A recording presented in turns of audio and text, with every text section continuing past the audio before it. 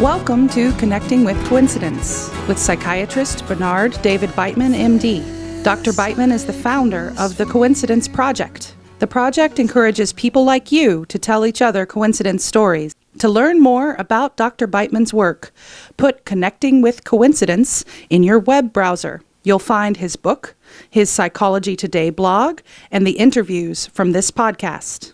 And now your host, Bernard Beitman, MD.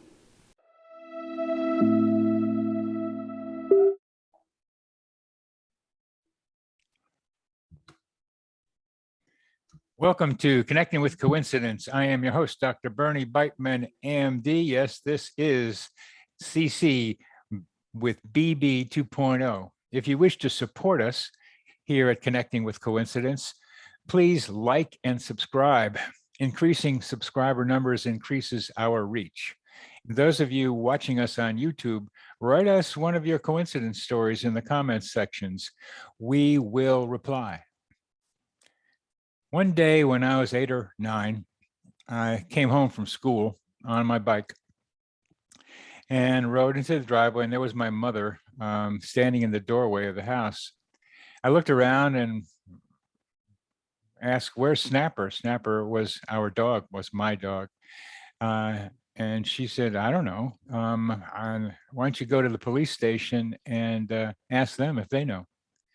So the good boy that I was, I got back on my bike, rode back to the elementary school, which is right near the police station, went across the blacktop, past the big trees, and then hit the big street. The big street I'd never crossed before because the police station was on the other side. I went over there to the police station, parked my bike at the foot of the stairs, climbed up some stairs, then a big sidewalk, then some more stairs, walked in the big door. Then there was a big desk and a big man with a uniform sitting behind the desk. And I said, "Have you seen my dog?" He said, "Sorry, son, I haven't seen your dog." I started crying.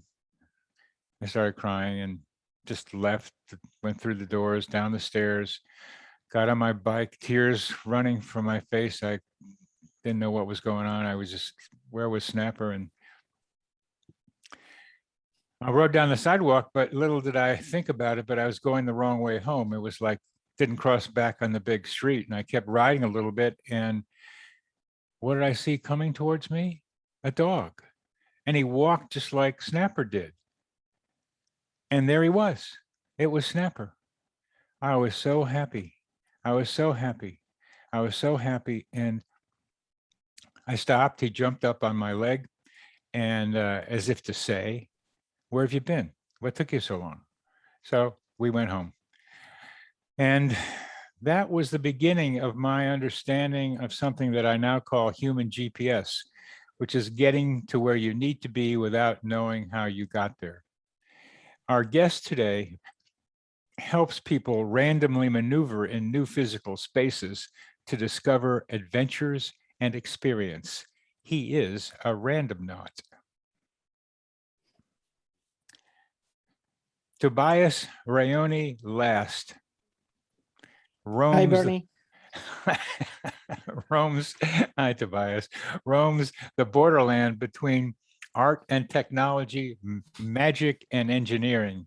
He has been working as a media artist, video technician, and web developer. He currently works as project manager at Randonauts Co, the makers of the Randonautica app.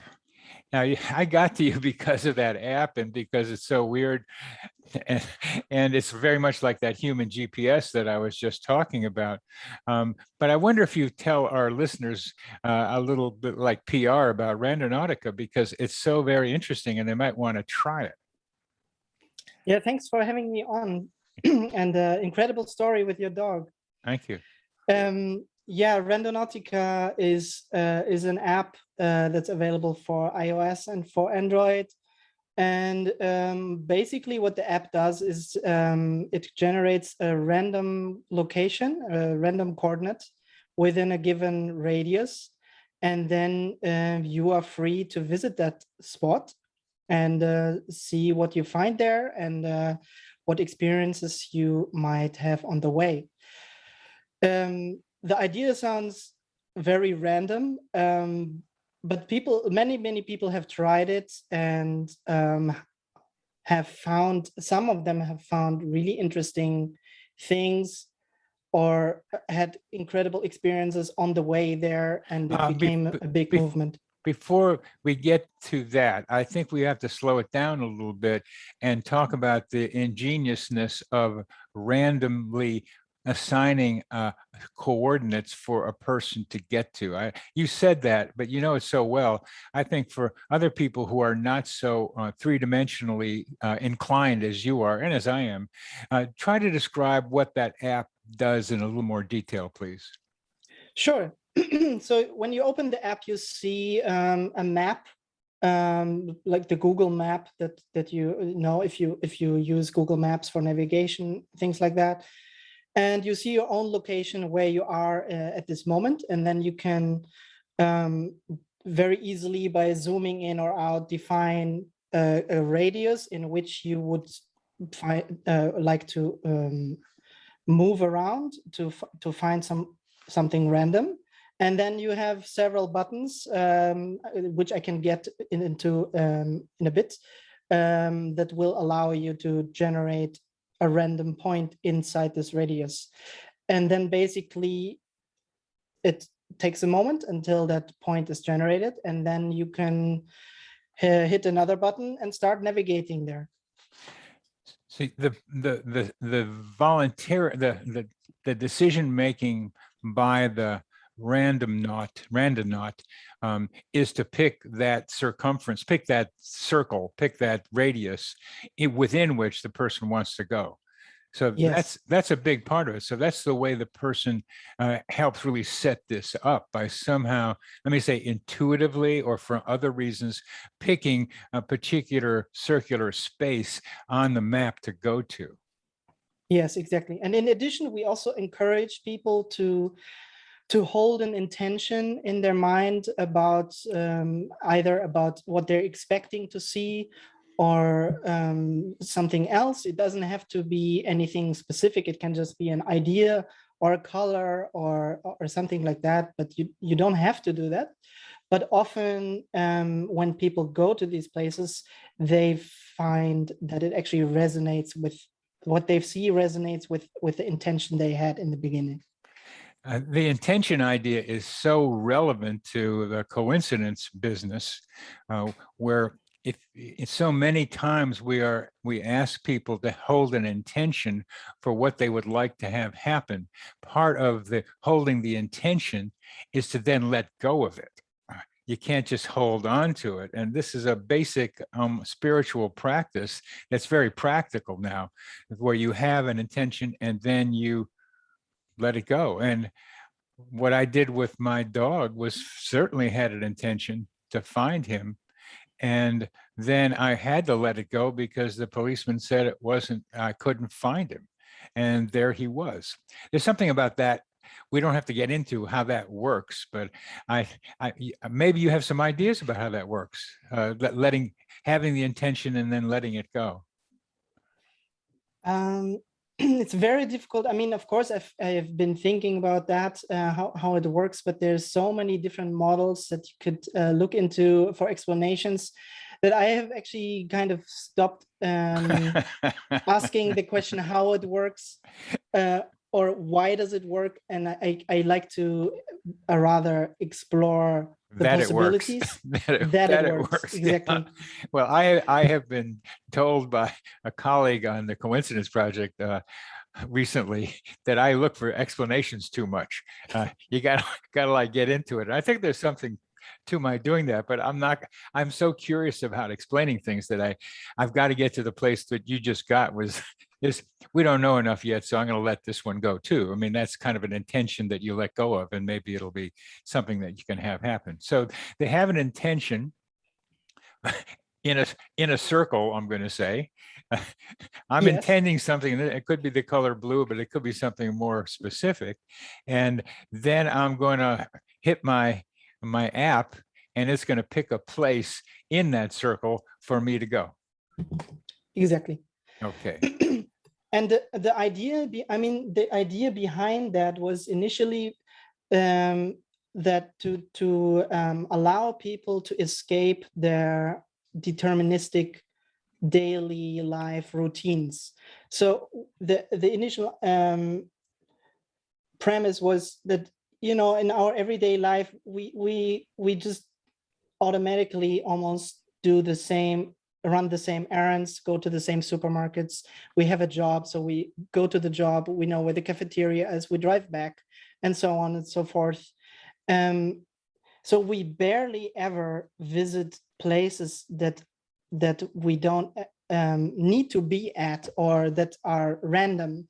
So in order to allow doing that, this app was invented. So if you generate a random point and then you go there, it also it really takes you out of your daily routine in a way, and it sometimes even opens your mind to new possibilities and things like that.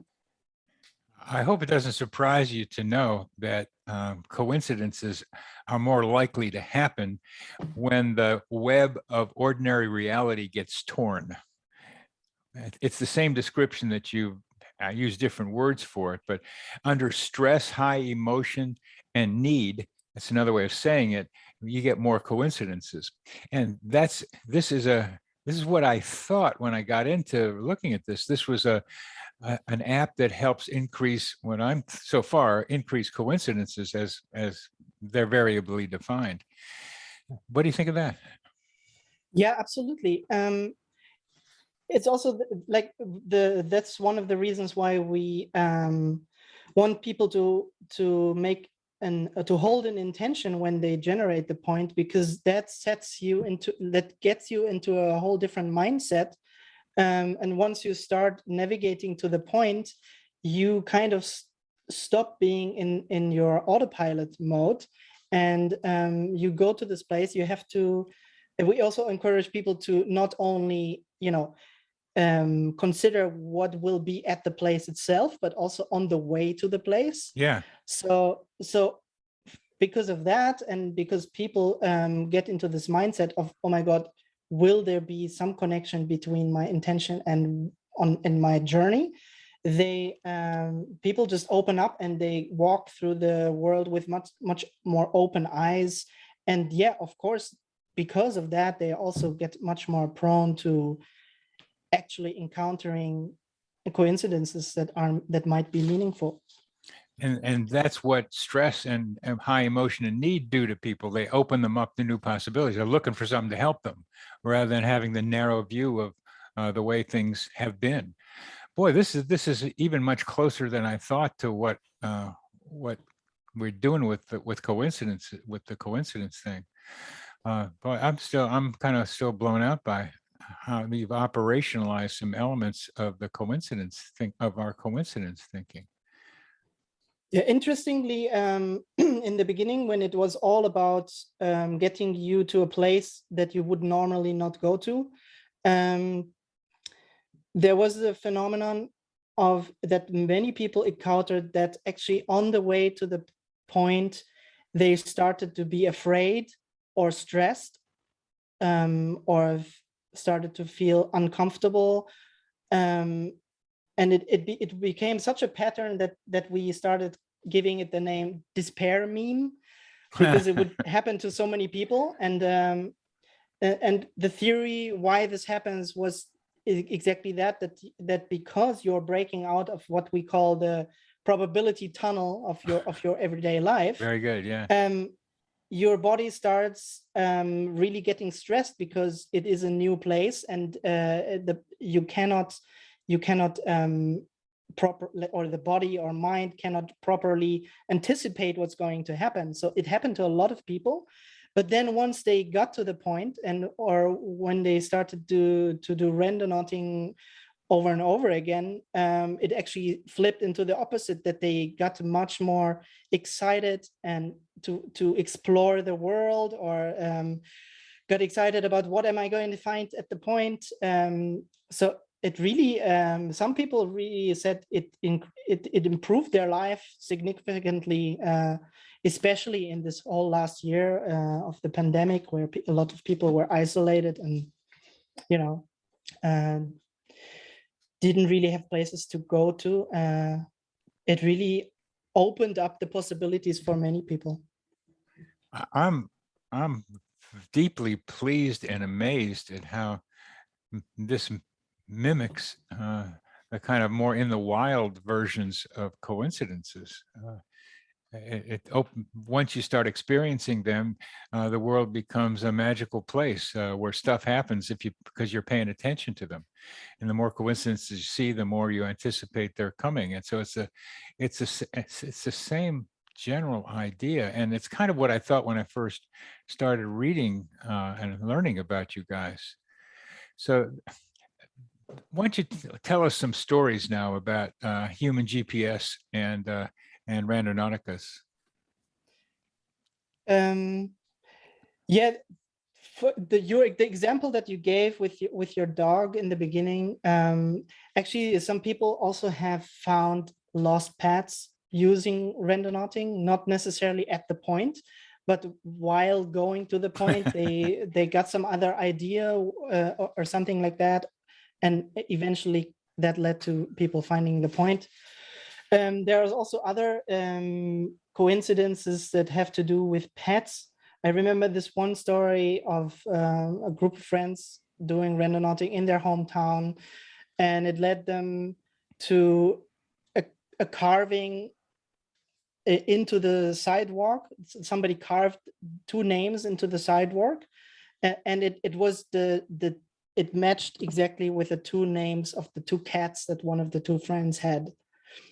It was something like Rocky and Daisy or something like that. And they were blown away that it was the same name that their pets had.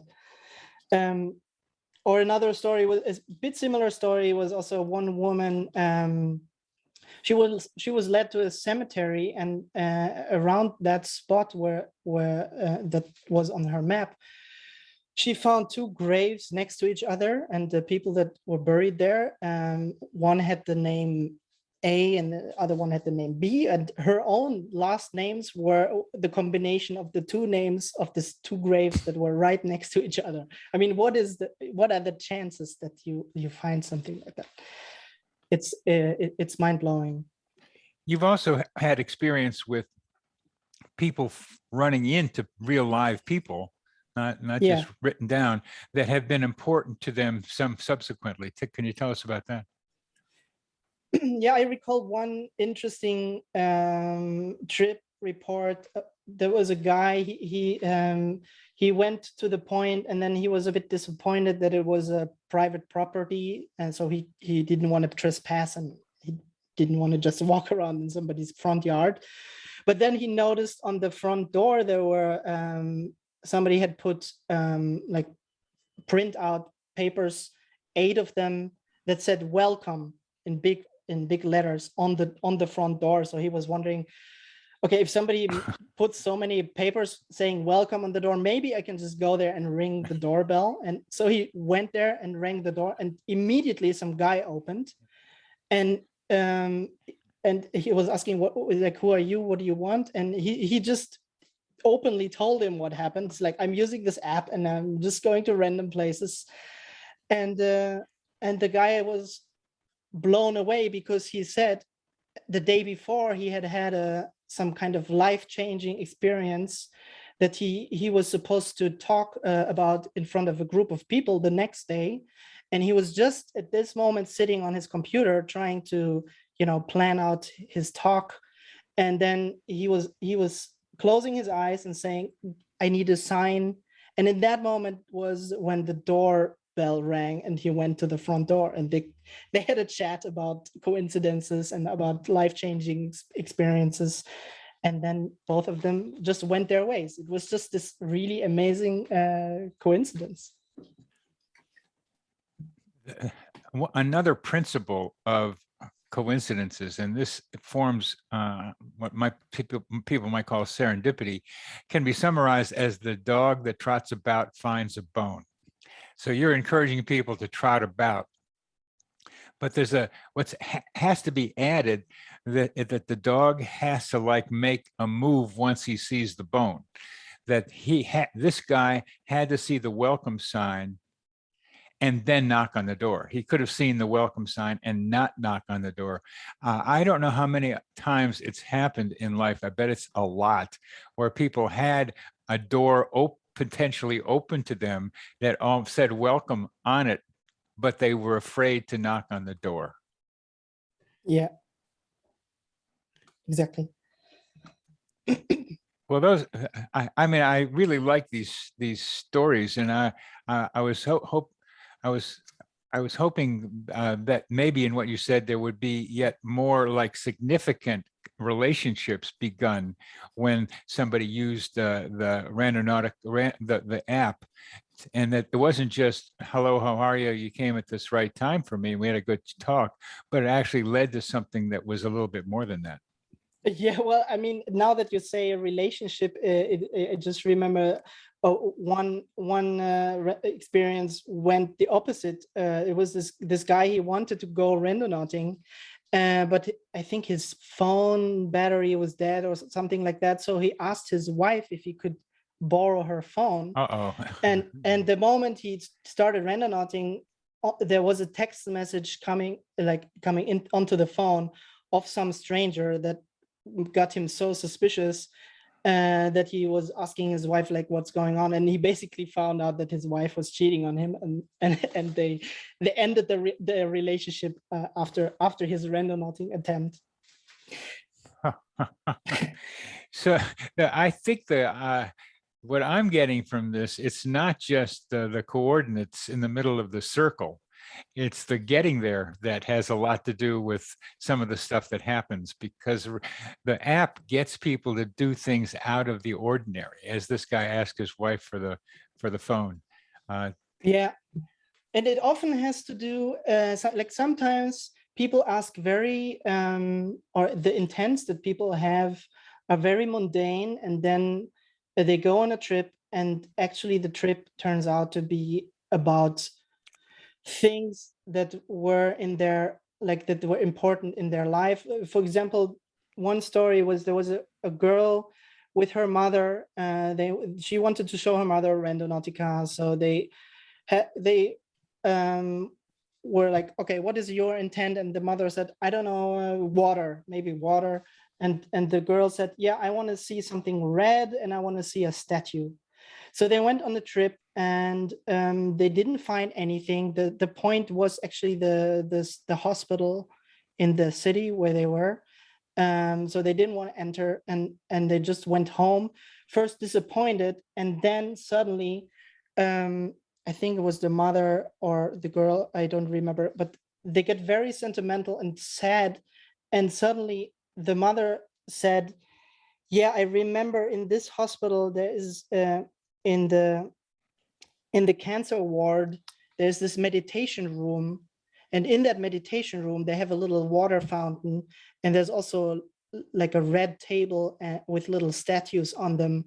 And you and I were there when you were a very small kid and your grandmother died. So it ended up to be this profound moment of kind of remembering the grandmother and having this moment together of mourning, and just from this really mundane idea, like, yeah, let's try out this app. They had this profound experience together, mother and daughter. That's a wonderful story, and that's more what I thought might happen, and in a subset of people using the app, where something like that's highly emotional, which is what characterizes some coincidences, the kind of like there's a quality of transcendence that seems to come with some coincidence, and this one has that quality to it. And so you are creating something, and I know these stories are hard to remember. Some of them, you've heard so many of them, but do you collect these stories in some place where they can be looked at as a group? Well, we have a subreddit, reddit.com/ Randonauts or something. I will give you the link, and people just started posting their experiences there. But now since a couple of weeks ago, we have actually trip reporting inside the app. So when people go on a trip and then experience something, they can actually immediately write down their experiences and share them, and other people can see them inside the app.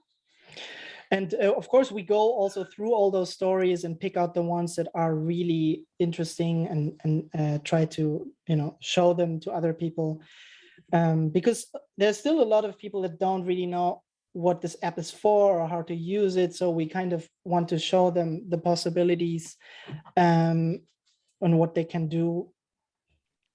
Yeah, and we have, yeah, there are many stories of closure where the people really found important closure moments through using the app, or, you know, where it took them to places where they suddenly had childhood memories that kind of helped them remember things.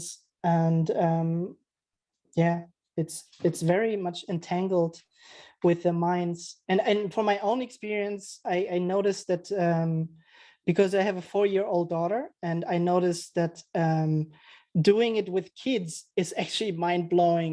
Like the experience I've had trying out the app with her were so spot on that it was almost creepy. Could you give us Like an I example? remember this. Yeah. Yeah, I went one day. We always call it treasure hunt because she doesn't know what Randonautica means. Yeah, one day we went out in the morning, and I asked her, when, like, before we generated the point, I asked her, so what would you like to find? And, you know, her being a kid, she was like, I want a bike. So I was like, no, that's not really how it works. You know, it should be something more general, whatever, typical dad talk. And she was like, no, I want the bike. I was like, okay, so let's look for a bike. And the point was, I saw that on the map. The point was actually the parking lot of some supermarket in the area. But we went there anyway, and it was, I think, 7:30 in the morning or something. There was barely any traffic, not many people out. And on the way there, in the middle of the road, was a blue abandoned bicycle without a lock. And I was like, this cannot be true. So we went there and we touched it, and I saw, okay, it's a real bike, and there's nobody around who looks like this, you know, this is their bike. So we took it home, and it was too big for her, but we found a bike. And on the same trip, I asked her, so what do you want to find now? And she said trolley. Like she meant actually, you know, like a, how do you call it? Like a buggy where she can sit in. I don't remember the English word. You know, the like a pram, I think you call it. Yeah. Okay. Yeah. And so we went to the next point, and at that exact point was a shopping trolley. It was not the trolley that she imagined, but at the exact coordinate, there was an abandoned shopping trolley from some other supermarket.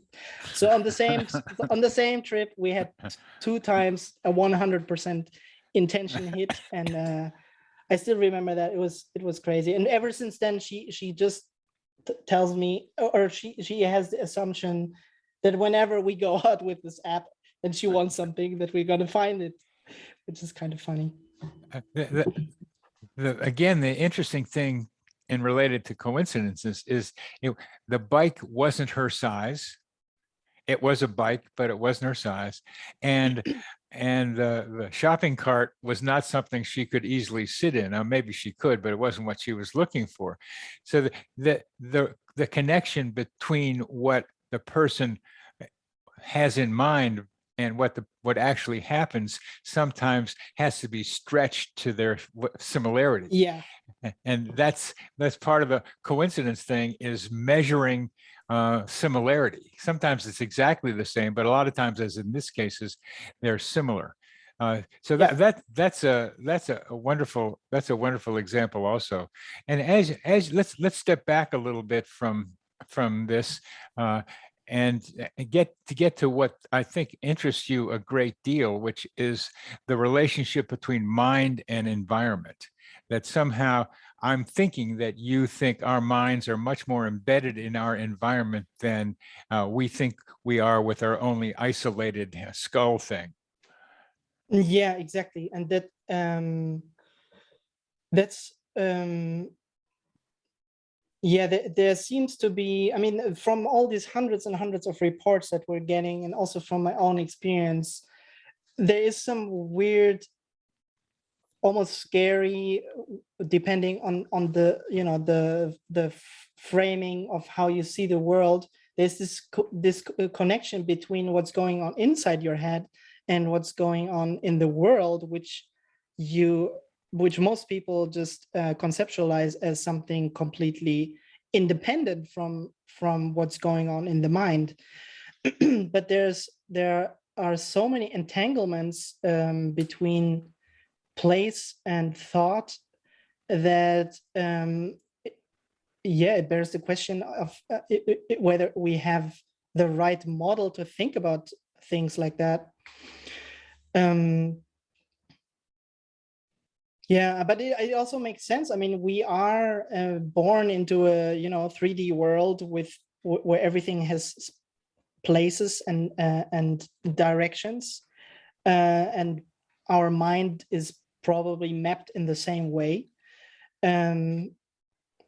And we just tell ourselves that whatever goes on in here is just private and has nothing to do with anything that goes on outside. Whereas actually the opposite is often the case. Well, this psyche context, psyche environment thing is so fundamental to the way a lot of us get to think when we do coincidences. One of the variables, one of the descriptions that I've come up with is seeing a lot of coincidences between mind and media.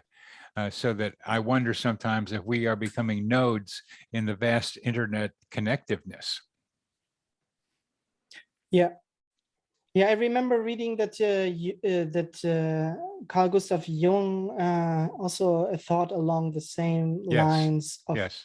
That there must be something beyond mind and matter that actually connects both things, that they're not really separable from each other. Yeah, that's what coincidences, and now Randonautica version of coincidences, where I'm thinking about it, is beginning to show evidence of evidence through stories, and collecting the stories is becoming something that I'm getting involved with a project that has to do with trying to help people tell each other coincidence stories, because in telling the story to somebody, you elicit their own coincidences sometimes, and that then gets a dialogue going about just what are these things, and they get us to places like, well, maybe my mind isn't so separate from your mind or other people's minds.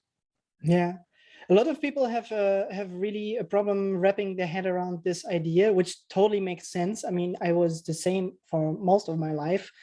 For example, people that use the app for the first time, sometimes they ask, there's this question of, what do you mean by intention? I don't really understand what you want. Like, I don't see the field in the app where I type in my intention. And we're telling people, no, there is no such thing. You need to keep it in your mind while you're doing it. And that also puts a lot of people off. They're like, well, that sounds so woo. I don't, it must be a scam. So a lot of people also don't even want to try it out, because it just doesn't fit the model of the world that they have been taught, or that is kind of accepted as the mainstream version of how things are supposed to work. I'm surprised at that, really, because our brains, just thinking in brain terms, are expectation machines. They're there to make probability estimates, our prefrontal cortex particularly, to make probability estimates about, if I do this or that, this is what's going to happen.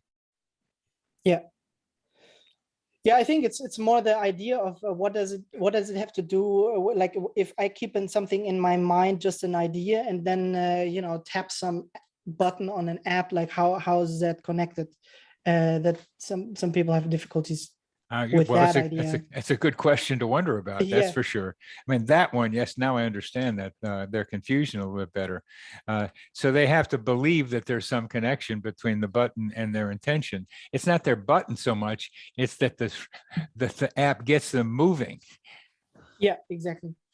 Well, I mean, it also causes a lot of issues because when people actually try out the app and then it leads them to some place that really has something to do with their intention, they immediately think something must be wrong with this app. Like I'm probably being spied on, and you know, that like I'm being recorded, and all my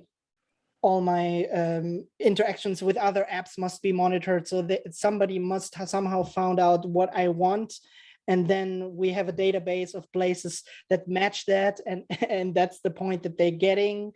Like it also causes quite some paranoia with some people that really have such problems wrapping their head around that it brings them to places like that there must be some evil intention behind that, or some, you know, some monitoring, which is completely not the case. It's you know, it's just in your head. But it's out there too, and Exactly. that's the trouble.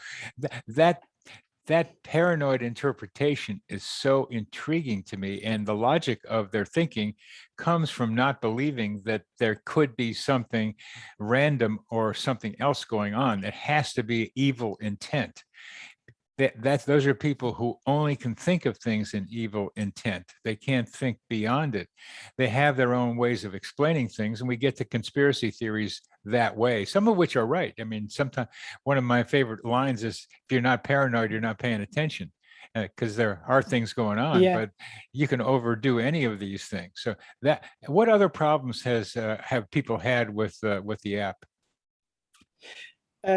Yeah, before I get into that, Okay. I mean, I know this idea for myself. Like sometimes I don't know, I open Facebook or something like that, and then I see an ad that has to do with something that I was just thinking about 5 minutes ago, but I didn't tell anyone, I didn't Google it, or, you know, there's like, I often have this synchronicity also with advertisement, and then it also makes me think, are they using the same principles that we are using in our app, but they're just not saying it, you know?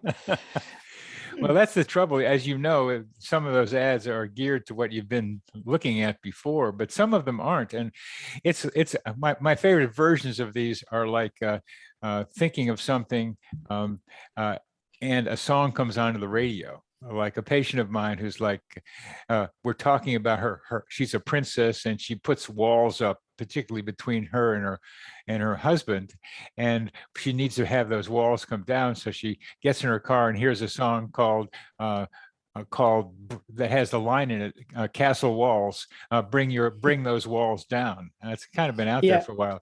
So that happens a lot. I have that happen to some way too. So there's something about our minds and media that are connected. absolutely. How do we make the leap between mind and media and mind and physical environment? Because there's something similar in those things too, but you have to be more randomly walking around. You have to break the patterns in order to be able to see them. So I'm going to leave that question just because it's wide open to answer that, and try to see if there are some more difficulties people have had with the app. Yeah, it's interesting what you said about the music, because that's also a report that often we're getting, that people are going on trips and they have Spotify running in random shuffle mode, you know, to get some recommendations, and often it's the case that actually the songs that start playing have to do either with intent that people had in mind, or with things that they're just seeing on the road right now. Like it becomes almost the soundtrack of this journey, which is great. And they're using the app, or they're not? Yeah, they're while randonauting. While they're randonauting. Yeah. All right, well, we got to that. This is one of my fascinating subjects. So what's the relationship between the media experience that you've just described and I have, and the 3D experience? How do they come together?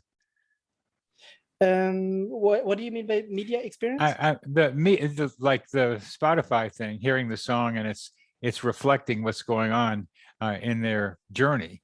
It's like it's like the soundtrack for their journeys. But that's coming from someplace else, not where they're sitting. It's not where they run into somebody with a welcome sign. So Yeah. there's 3D and there's random things running around on Spotify, and I'm trying to see how those connect up. Yeah, I think it has a lot to do with what we said earlier, that when you go on a Randonautica trip, that you just open your senses more to the actual world, and maybe you even listen to the lyrics more, you know, and because of that, like, I think this coincidence between shuffle mode music that is being streamed and what you're seeing actually happens way more often in normal everyday life. But when you are randonauting, you are actually starting to pay attention to that. You know, like, not many people, I mean, at least when I listen to music, I don't always pay attention to the lyrics.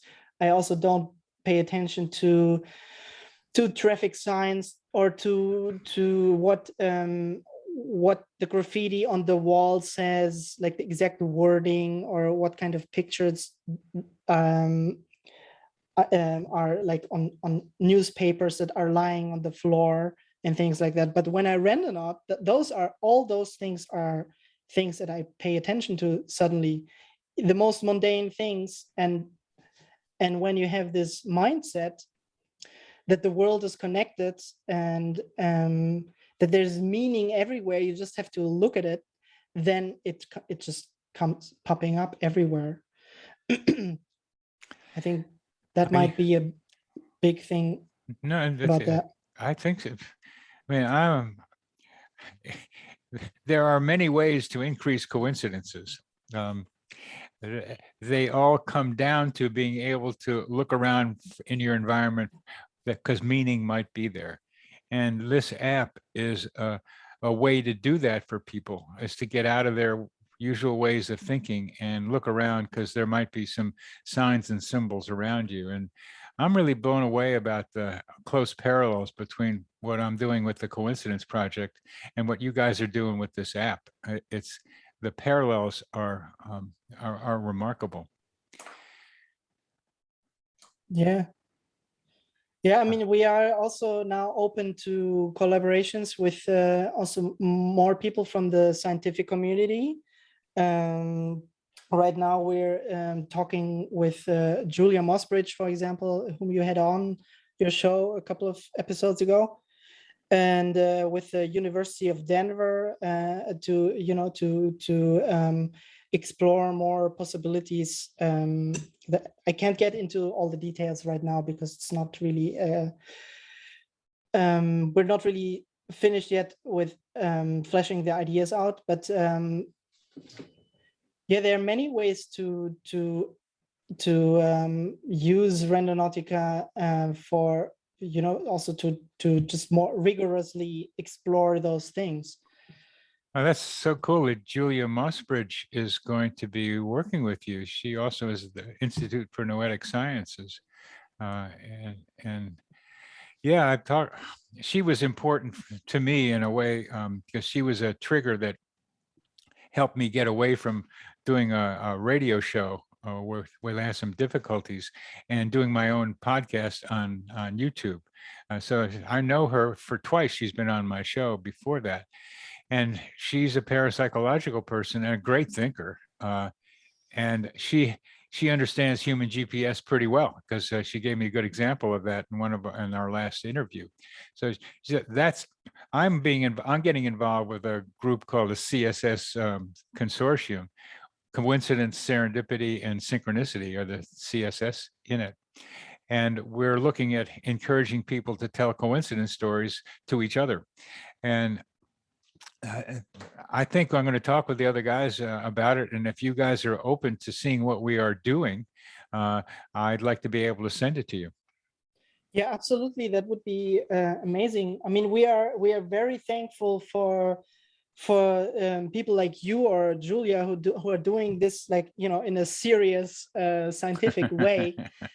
Because we have also faced a lot of criticism from even mainstream media calling us a scam, or like, this is like, um, this stuff like that cannot work, so it must be a scam.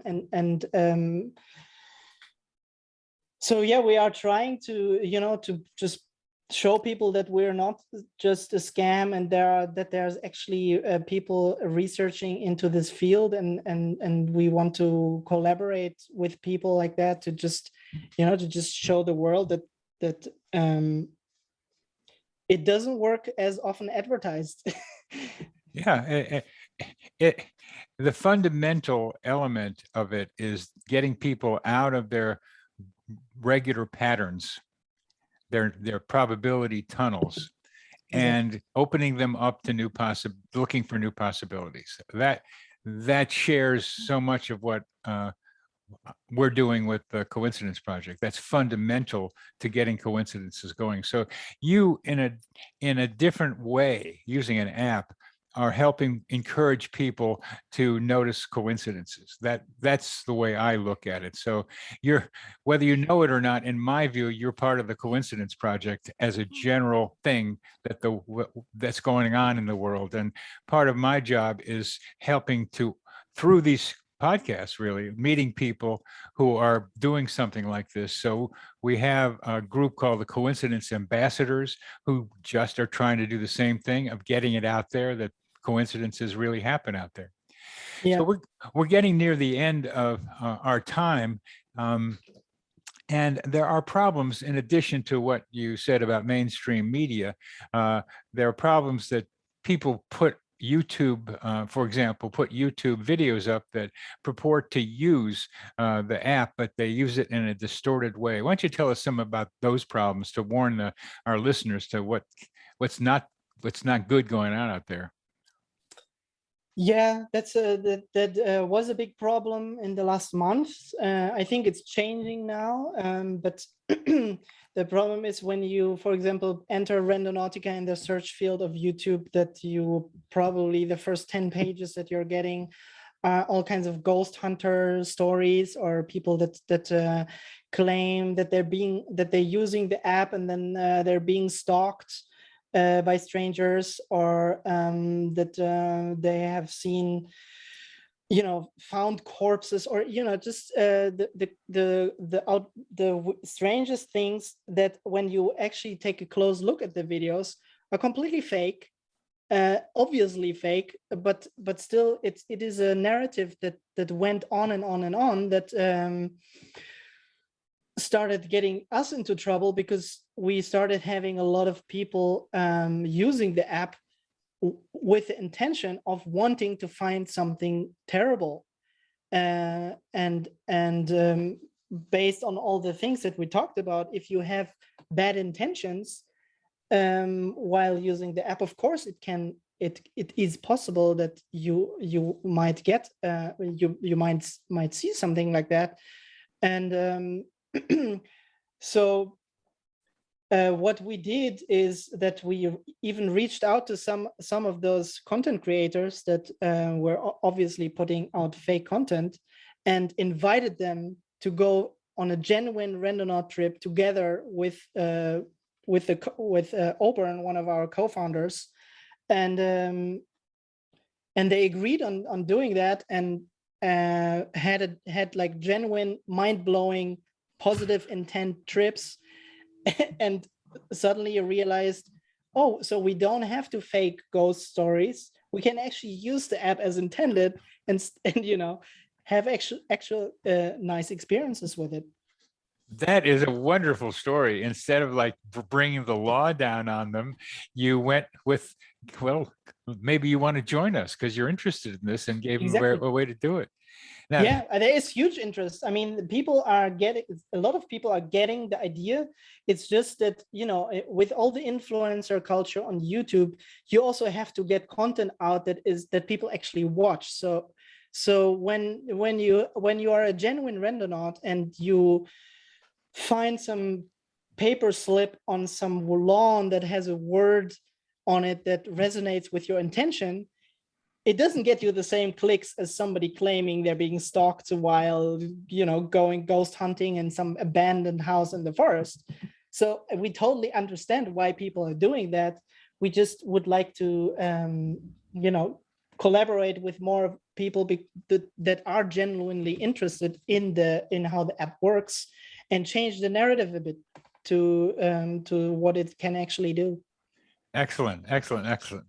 Is there anything else you'd like to tell our listening, watching audience? Well, I mean, of course, check out the app. Yeah. And read. I also highly recommend going on the subreddit because there are a lot of really good stories out there, because the subreddit has been the first social media thing that we have used. So there's a lot of people that are doing randonauting for a long time, and you won't find ghost stories there.